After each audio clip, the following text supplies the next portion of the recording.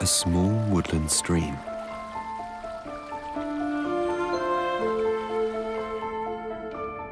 It gently meanders through the trees and carves its way between the rocks.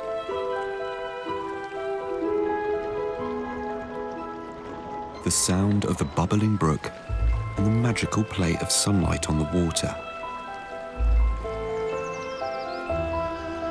It's an enchanting and seemingly timeless scene, and yet it's a world full of strangely exotic creatures. A curious fish that seizes anything which moves, and others which flit about in colourful shoals. Tiny fishing wrens and colourful summer visitors, both above and below water.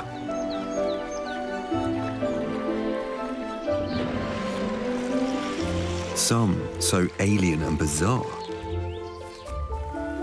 while others a distant childhood memory.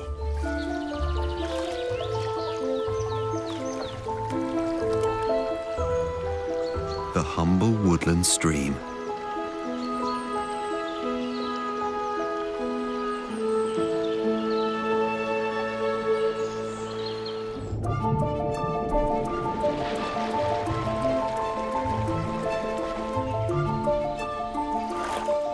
It's autumn, and all along the banks of the stream, trees are shedding their leaves. It's the biggest annual delivery of food to the small brook.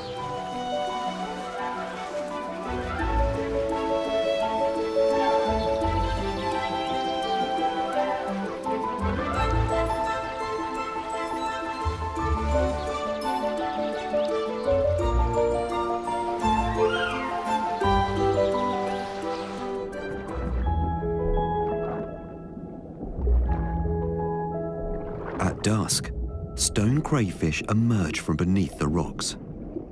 And at this time of year, they have only one thing on their mind: to find a mate.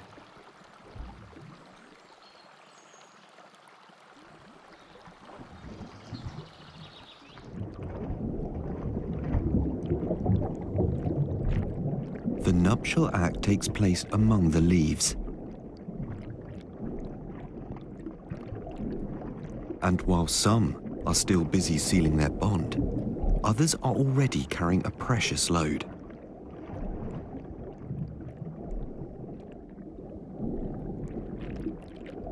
After mating, it's back to the safety of the rocks. The best hiding places are quickly taken. Smaller creatures also seek refuge in the shallows and provide food for those who can find it.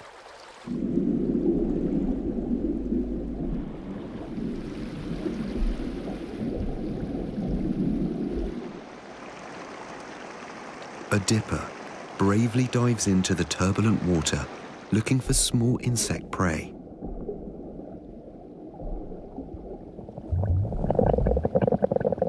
It's perfectly adapted to swimming and hunting underwater.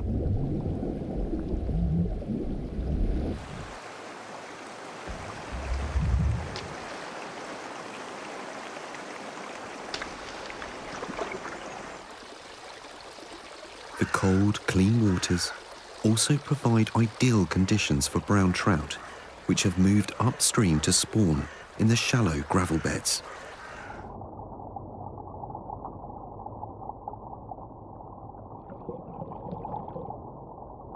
The larger male quivers to indicate his intentions and encourage the female to release her eggs.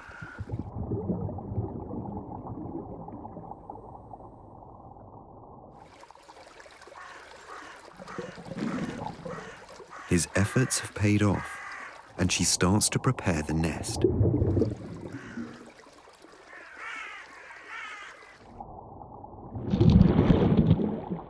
The eggs and sperm are released simultaneously, and the female ensures that they are buried safely in the gravel. Her young fry will develop over the winter, By the time they hatch in early spring, there will be plenty of small plankton for them to feed on.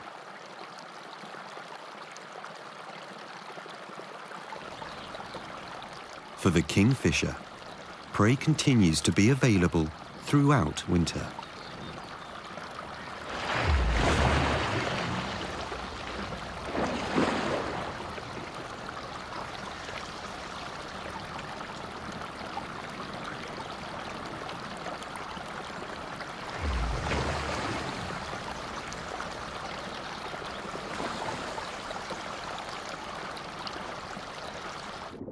The flowing water ensures that the stream hardly ever freezes, and it can carry on fishing whatever the weather.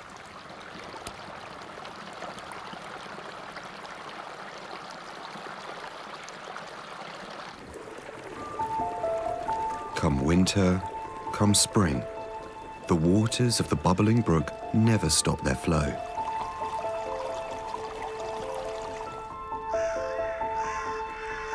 Its source lies somewhere underground, beneath the roots of the trees.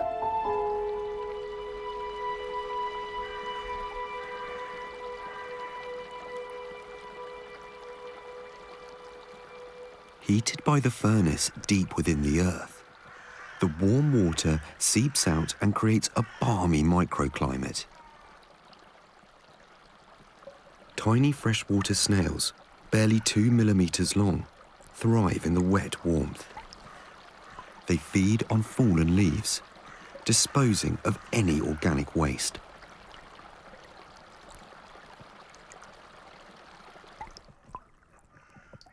The clean spring water also attracts small crustaceans. Freshwater shrimps graze on green algae covering the rocks, as do the larvae of caddisflies and mayflies.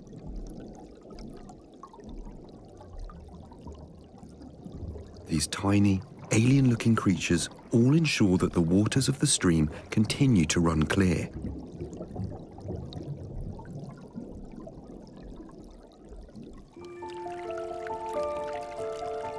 As the temperature drops further, a thin ice sheet forms over the surface of the brook. But the water never freezes solid. The icy lid traps the warmth below.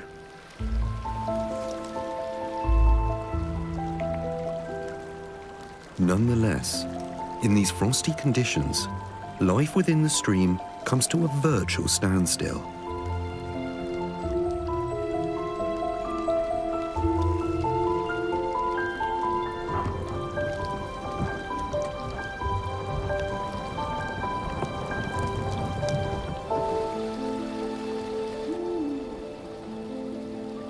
When the ground thaws again, the first signs of life appear.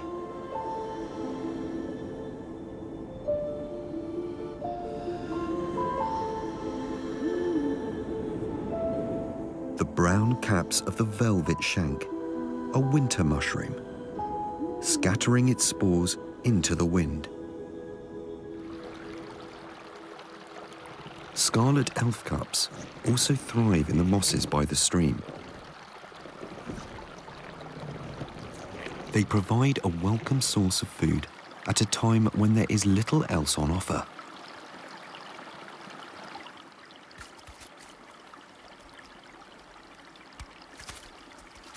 A bank vole emerges out of its burrow, attracted by the seasonal delicacy. Another early arrival after the snow melt, a fire salamander.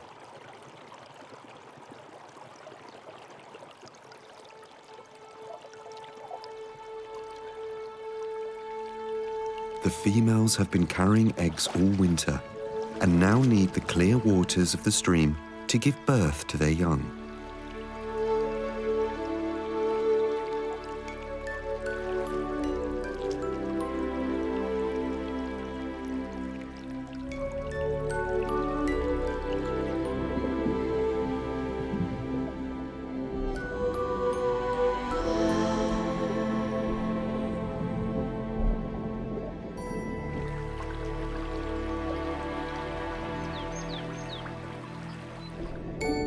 young salamanders emerge as miniature versions of the adults, with a pair of feathery gills for breathing.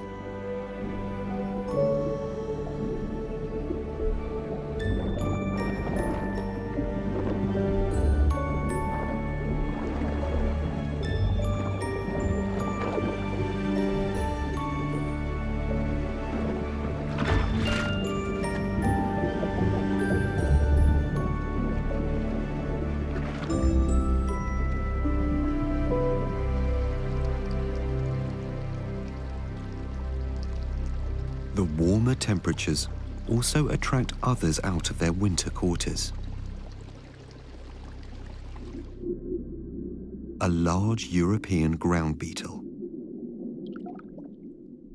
It hunts at night, both above and below water.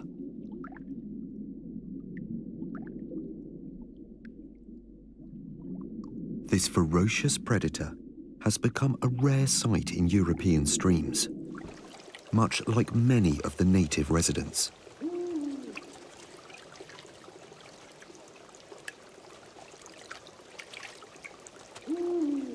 The beetle is after slugs and snails, and other small invertebrates which are abundant along the wet banks.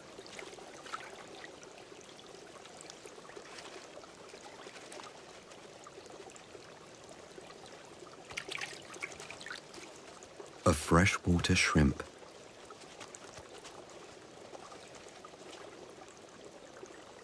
With its powerful jaws, the beetle quickly disposes of this modest meal.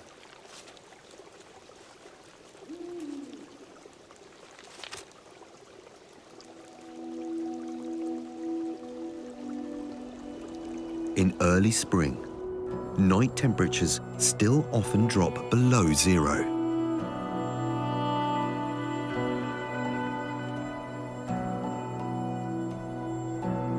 As the damp air freezes, the trees and bushes are cloaked in a feathery dusting of ice.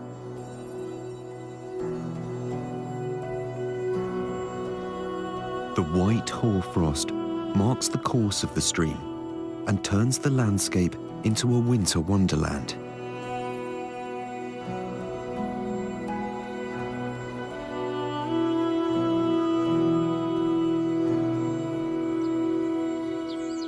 The early morning sun soon melts away the ice.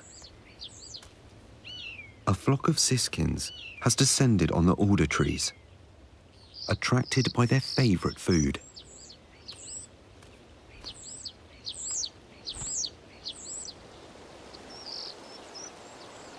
No sooner have the seeds been harvested or fallen to the ground, the alders begin to bloom again.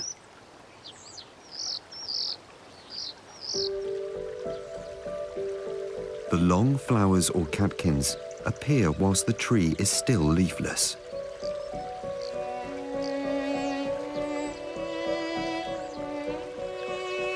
Within a few days, the male flowers burst open to release their pollen.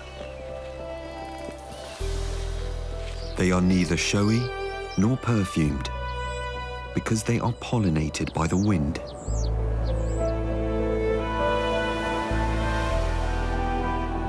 The tiny, dust-like grains are picked up by the breeze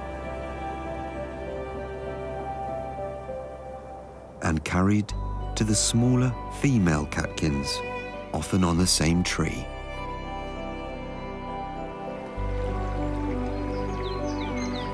As spring gains a foothold and the first green shoots appear, other creatures make an appearance in the brook.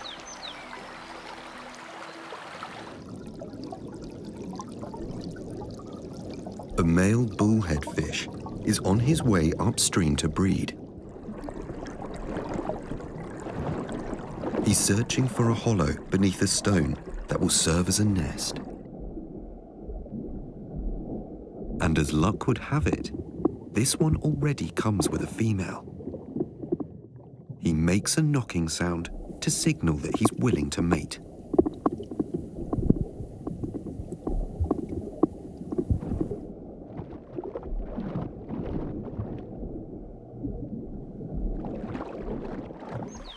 bullhead fish need clean water and flat stones to breed. They also depend on an ample supply of food.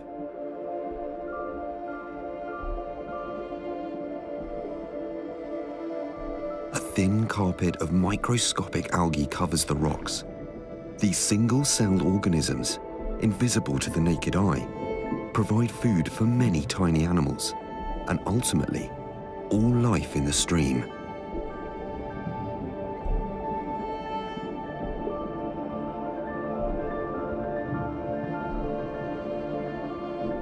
A large amoeba feeds by engulfing the algae with its body.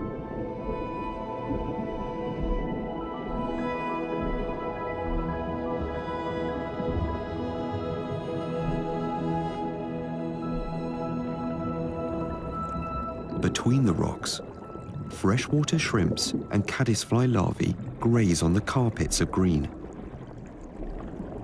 It's this rich community of invertebrate life that sustains the fish populations of the stream. Streams like this, with a healthy and flourishing community of life, are becoming increasingly hard to find. Clean water is crucial for their success.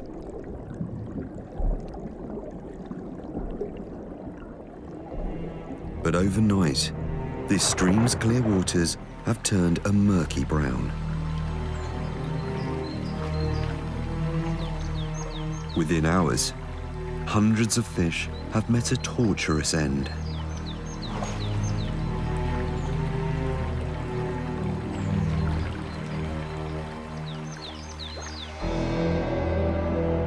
The culprit? A faulty sewage plant that emptied thousands of litres of waste into the small brook.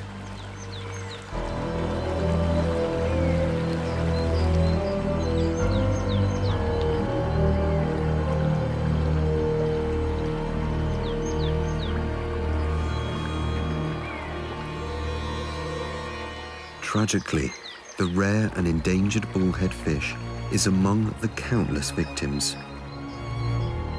Over 1,000 of them are wiped out in a single night.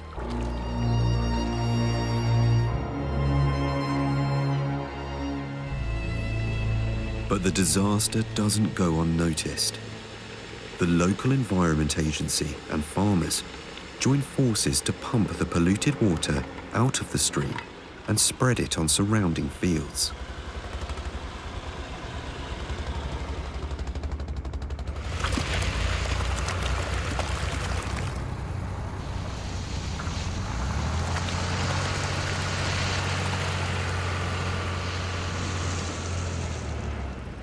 The rest is disposed of by nature.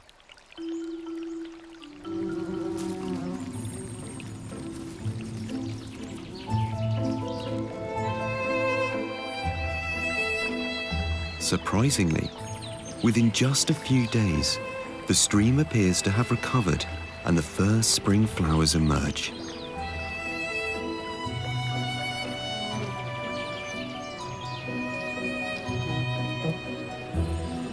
Even the first fish have reappeared, swimming confidently upstream.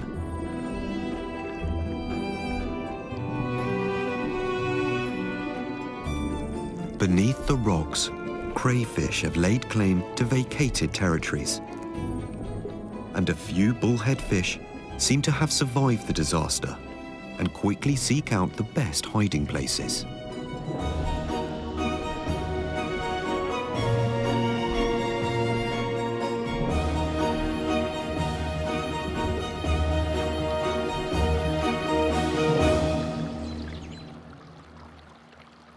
With the warmer temperatures of spring, the pussy willows have come into bloom.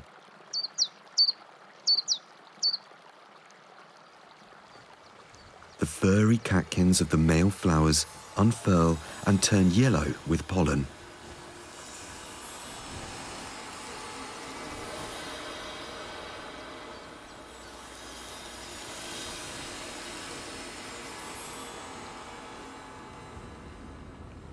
The bright yellow colour and early supply of nectar attracts insects which carry the pollen with them to the female trees.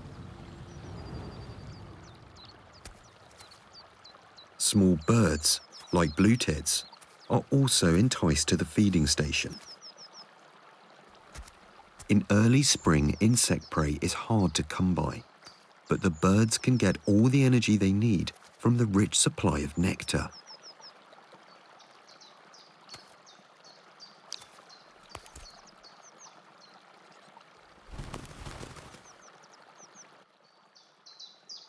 The female trees are less conspicuous.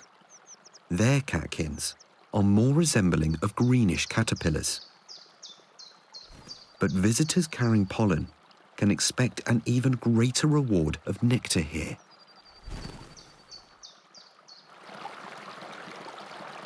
Both above water and below, the breeding season is well underway. A male bullhead fish is already guarding the eggs of 2 females. But that doesn't deter him from trying his luck with a third.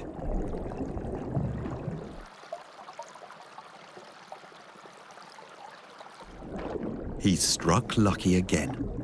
By turning on their backs, the eggs and sperm are released upwards and stick to the underside of the stone.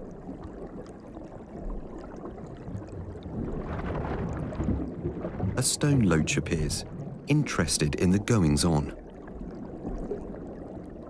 But the inquisitive intruder is not tolerated for long.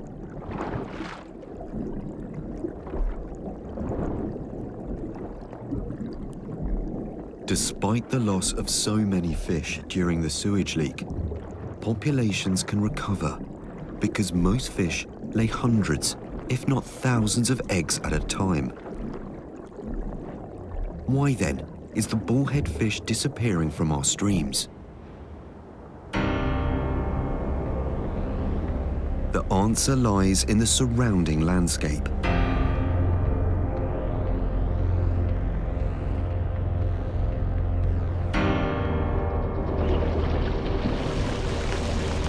Cow manure and other fertilizers are spread over our fields to increase crop production.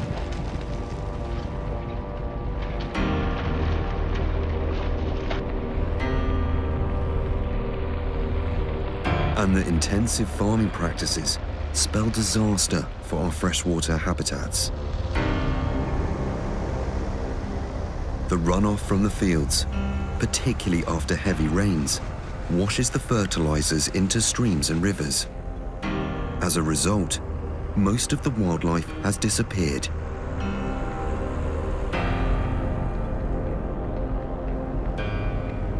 Recent research from Germany has shown that only 1 in 1,000 streams is still in good health today. The remainder have lost over 90% of their native species, and this is likely to be reflected across much of Europe.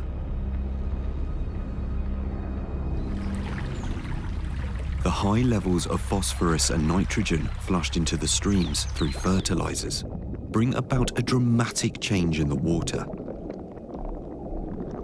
The nutrient-rich soup encourages the growth of green algae, which soon cover the rocks in a furry mat. But while the algae may thrive, few other organisms are able to survive. The fast-growing green filaments crowd the water, leaving little space or light for others.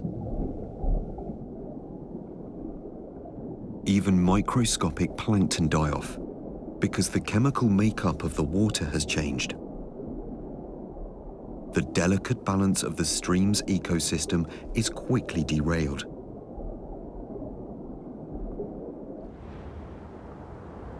Winding its way through the agricultural landscape, the stream has little chance of escaping the influx of fertilizers and chemicals. This man-made landscape seems virtually devoid of wildlife. But there are animals able to make a living here. Brown hares. Spring is in the air, and these normally reclusive animals have come out to partake in their mating rituals.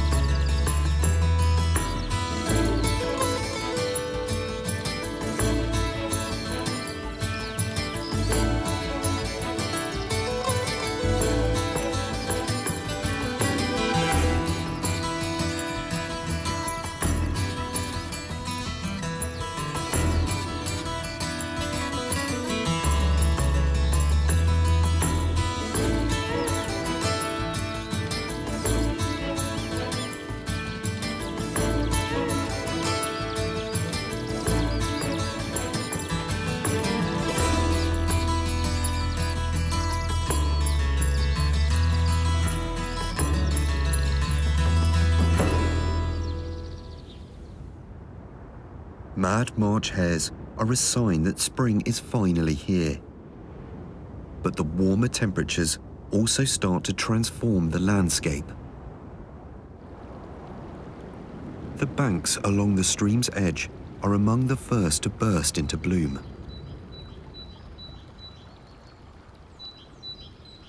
Garlic mustard, with its distinctive scent, was one of the first spices to be used in Europe by Stone Age man.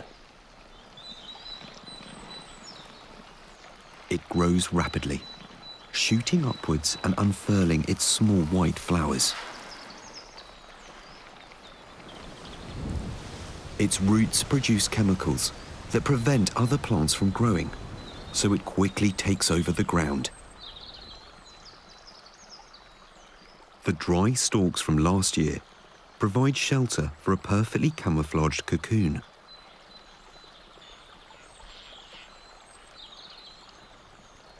The warm weather acts as a trigger for its owner to break out of the shell.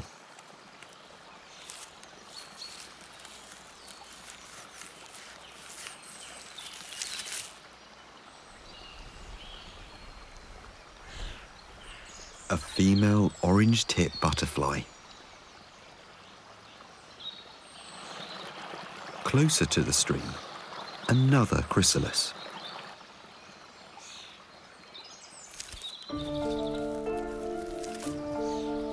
This time a male, with bright orange wingtips.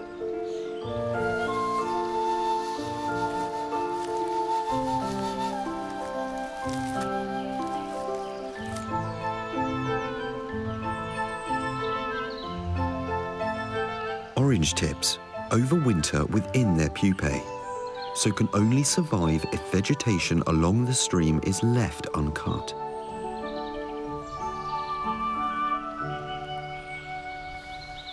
And the garlic mustard provides everything they need. The adult butterflies feed on the flower's nectar. Once they've fueled up, they attach their eggs to a stalk, so that when the caterpillars hatch, they won't have to travel far to feed. Near the source of the stream, others have given their young an even bigger head start. Clean water and woodland cover provide a home for more secretive creatures. The fire salamander gave birth to her babies here, but she now needs to replenish her own reserves.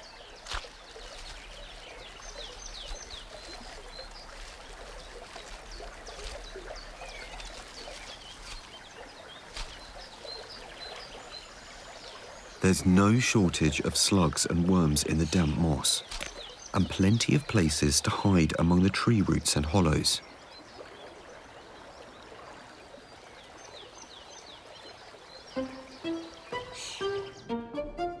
In the water nearby, her young offspring are learning fast. They've had to fend for themselves from the day they were born.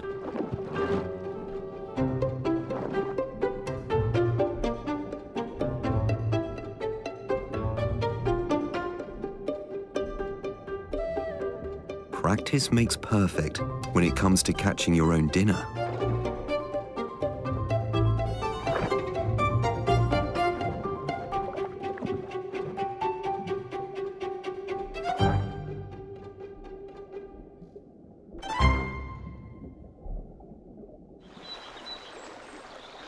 Further downstream, where the water was brown with sewage just a few weeks ago, the banks are erupting in bloom.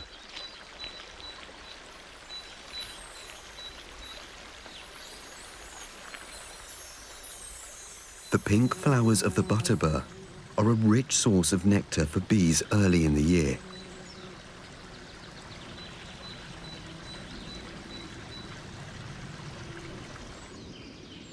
The leaves of the butterbur, almost 2 feet across, are among the largest of all native plants.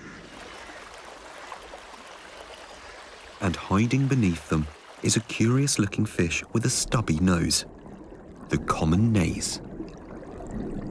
These fish used to migrate in huge numbers up our streams to spawn in the shallow gravel beds.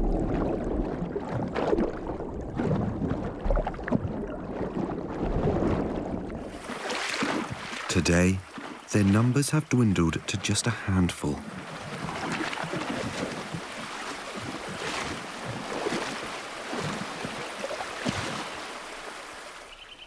Like many creatures once abundant in our streams, the nays depend on clean and unpolluted water. Their fry graze on the short algae growing on the rocks, which are easily destroyed by chemicals and fertilizers. The devoted bullhead is still guarding his brood of eggs. The tiniest suspicious movement is detected and dealt with. His appetite has been suppressed by hormones, so he won't be tempted to eat his own eggs.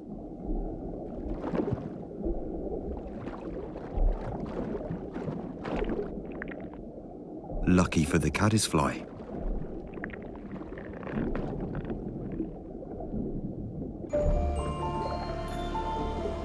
the dutiful father never strays far from his developing eggs and fans them with his fins to keep them aerated.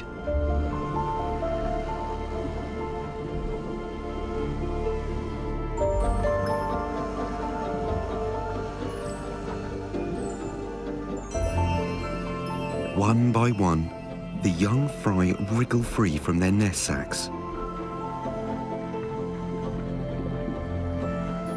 His job will soon be done.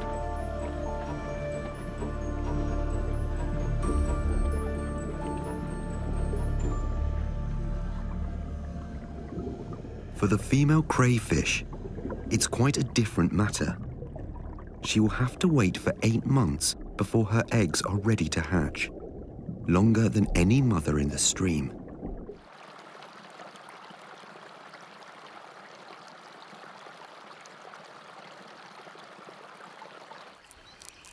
The caterpillars of the orange-tip butterfly are already busily stripping away their host plant. Their green colour allows them to blend into the foliage, making it harder for predators to spot them.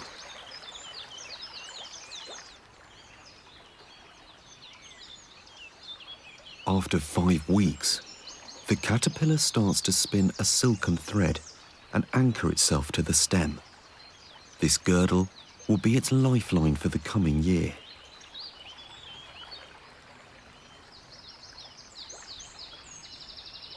Once the anchor line is firmly in place, the caterpillar can begin its remarkable transformation. It's a process that will take weeks as its organs are reassembled into the body of a butterfly. But it can only do so if the vegetation along the stream is not cut back. The grub's soft body hardens into a protective cocoon and takes on the shape of the seed pod of its host plant.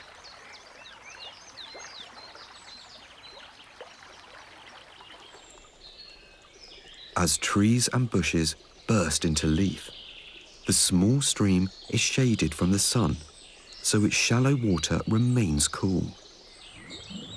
Perfect spawning conditions for brook lampreys. They gather in small groups, competing fiercely for the females.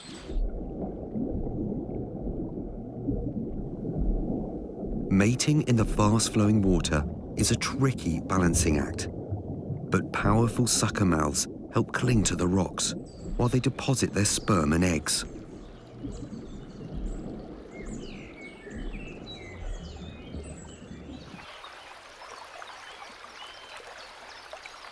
In the cool upper reaches of the brook, the long wait is at last over. The miniature crayfish have hatched.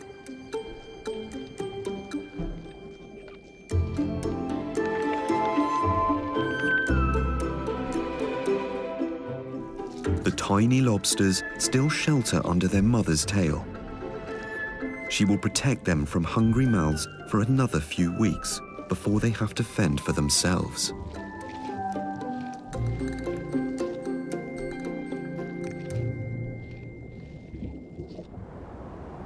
By the end of May, the trees along the stream are all in leaf. In the cool shade, its water remains rich in oxygen for what is the most colourful spawning migration of the year. Large shoals of minnows make their way upstream.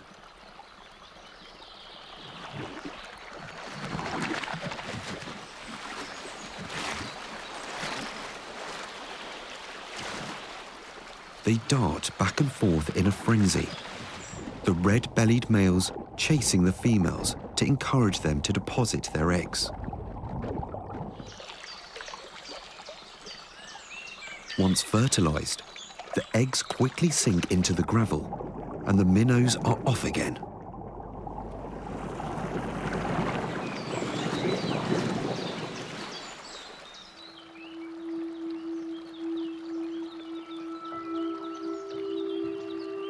While minnows and butterflies change into striking colours for spring, some of the stream's inhabitants only show their true colours at night.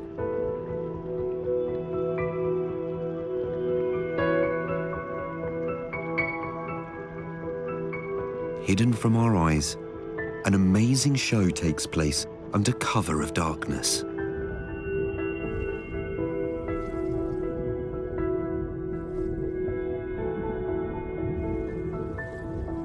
Insect larvae and freshwater shrimp fluoresce when illuminated by blue light, revealing their secret colours.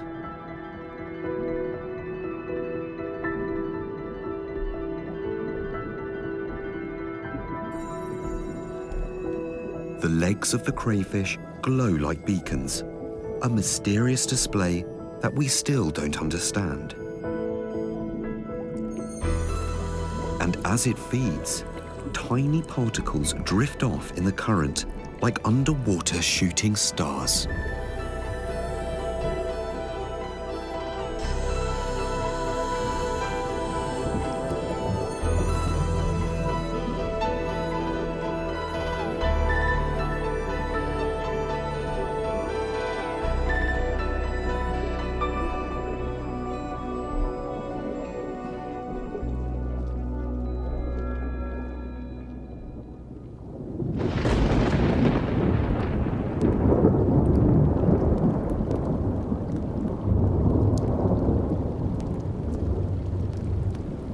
The sound of thunder signals the arrival of the first summer storms. June is the wettest month for the woodland stream.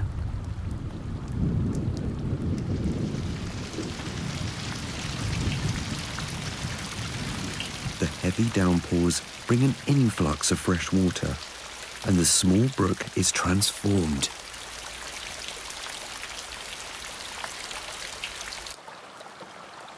The stream turns into a racing torrent, carrying vast quantities of sediments. These will clog up gravel beds and suffocate tiny fish fry and crustaceans. It's a problem that is magnified by the surrounding farmland, flushing even greater quantities of mud into the floodwater.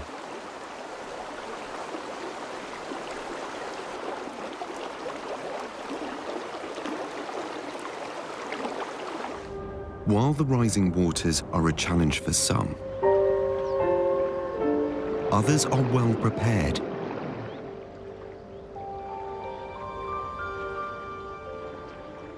Red ants bunch together to create a raft and float off to higher ground.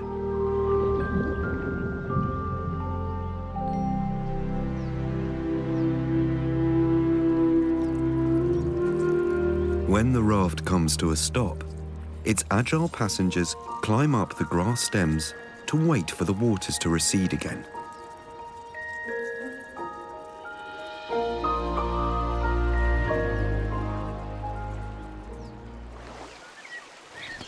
Those that can fly have little trouble keeping their feet dry. The golden oriole has built its nest high up in the branches, well out of the way of floodwater.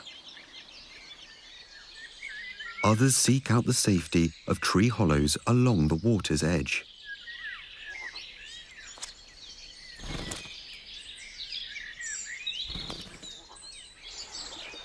The woodlands alongside the stream provide plenty of insect food for raising chicks. So it's not surprising that the orioles return here year after year to breed.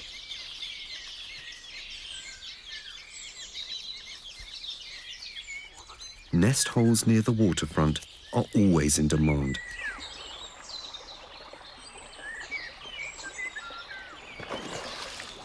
And with several apartments in the same tree, disposing of the household waste is part of the daily chores.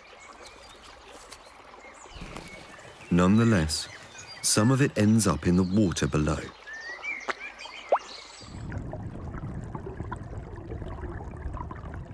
These natural nutrients are easily disposed of by the stream's filter feeders.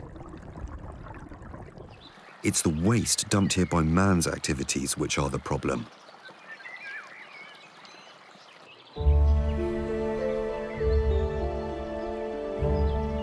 In late spring, one of these filter feeders puts on a dramatic show.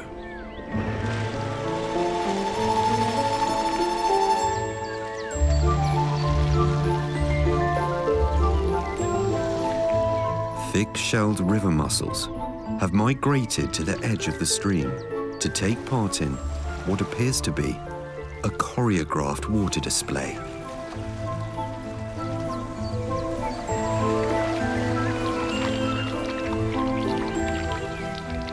In fact, these female mussels are shooting their larvae into the middle of the stream.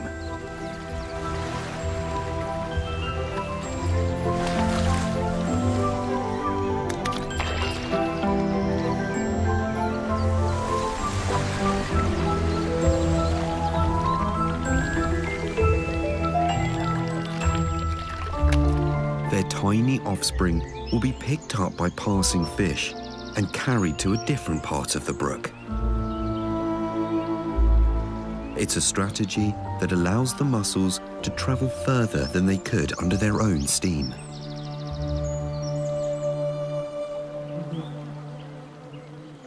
In the shallow pools around the brook, long-legged flies are dancing on the water. Their metallic bodies glisten in the sun as they show off their long legs and wings. And it's all to impress the females. During the intermission, a poolside snack to replenish energy reserves.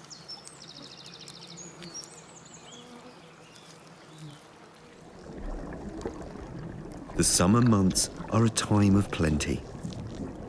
A new generation of insect larvae are unleashed into the water, and even the bullhead fish regains his appetite.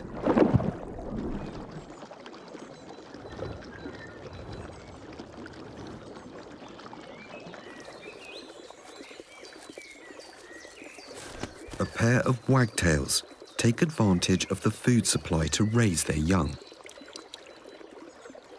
A clean and healthy stream like this one supports a rich diversity of life. The wagtails have built their nest high up on the bank, out of reach of enemies and rising water.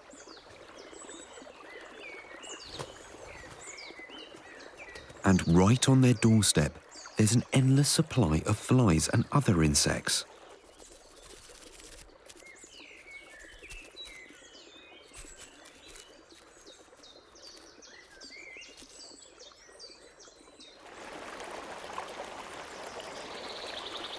On a warm summer's day, as the sun starts to set, the stream takes center stage for an annual event.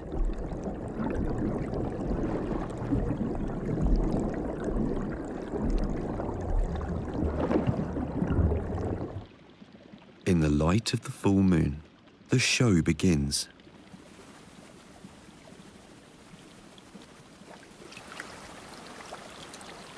hundreds of thousands of mayflies rise from the surface. All year, they've lived underwater as larvae, but now their adult form takes to the air. They have just a few hours to mate and lay their eggs, and their frenzied efforts attract hungry fish from below.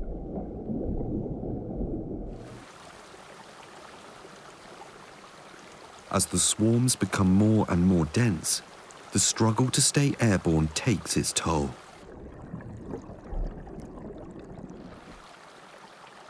Before long, thousands of dead bodies litter the surface. It's a food bonanza for the fish.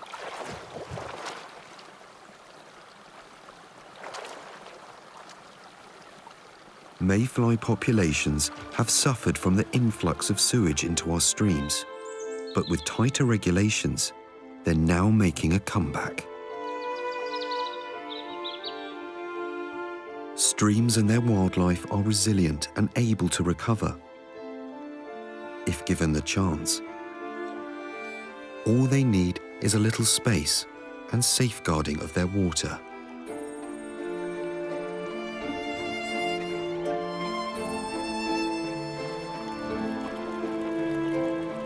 As the days of summer draw to an end, the frenzy of breeding is nearly over.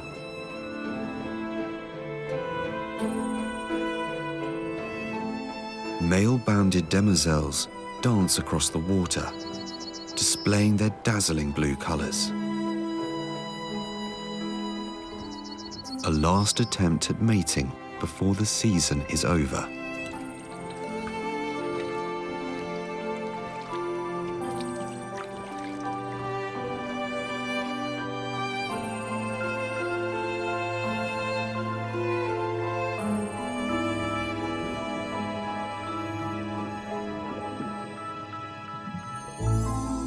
The female injects her eggs into the stems of floating plants.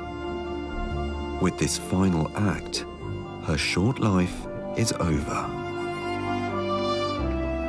Her offspring, on the other hand, will develop underwater for the next 2 years, benefiting from a stream that is healthy and clean, and for the moment, still 1 in 1,000